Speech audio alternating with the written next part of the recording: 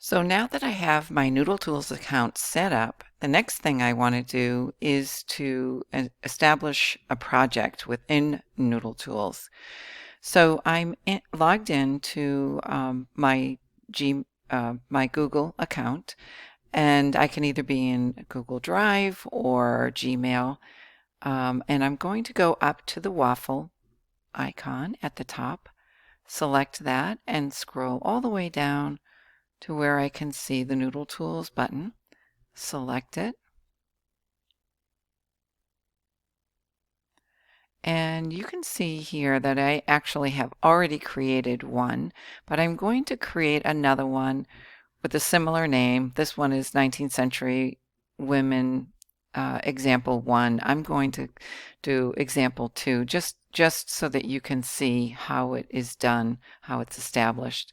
So I'm going to go up and I'm going to select the button New Project. And here, like I said, I'm going to name it the same thing. We will check to see what Miss Pillow wants us to name it, but I just assumed that this might be a good name for now. And then I'm going to select, because your teacher asked that you would do the Chicago style. So we're going to select that radio button and then advanced. That will give us more choices. And then I'm going to hit the word submit. So now what happens is it opens up and said, okay, well, here's the name of our project just to verify, and that it's Chicago. And here's my name. And over here on the right hand side, we'll come back to this in one moment, is my email address. And then I'm going to come back to this help button because it's a very valuable tool to have. Right now, what we can do is to input our research question. And mine is, to what extent did the efforts of Maria Mitchell make a significant difference in American society? I chose Maria Mitchell only because she was around the same time and not one of the ones that was on the list.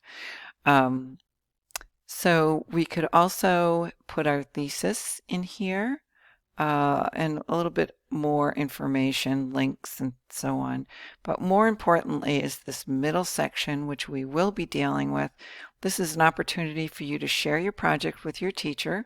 And again, we have to kind of collaborate with her on the name. She has to establish the name first, and then you as the student would be putting the name in here and sharing it with her.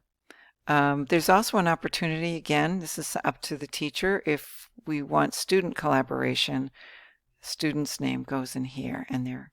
And at the bottom, there is a really nice to-do list that's very helpful for you to keep track as you're going along on your project.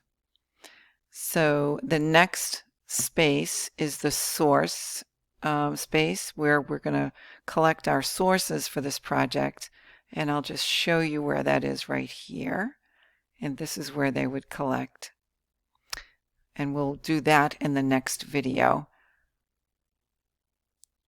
Here's our project page again. Here's the two of them.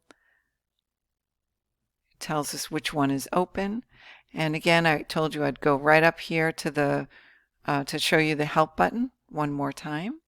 And this will be the last thing on this video. So these are all tutorials that they have, and there are even some really nice videos that they have.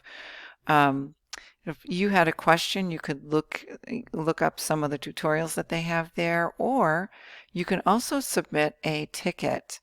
It doesn't take very long to fill it out. You just put your email, the subject, etc., fill it out accordingly. And honestly, they get back to you very, very quickly. I've been working with them for many years, and oftentimes they'll get back to you by the next day. So that is how to create a new project.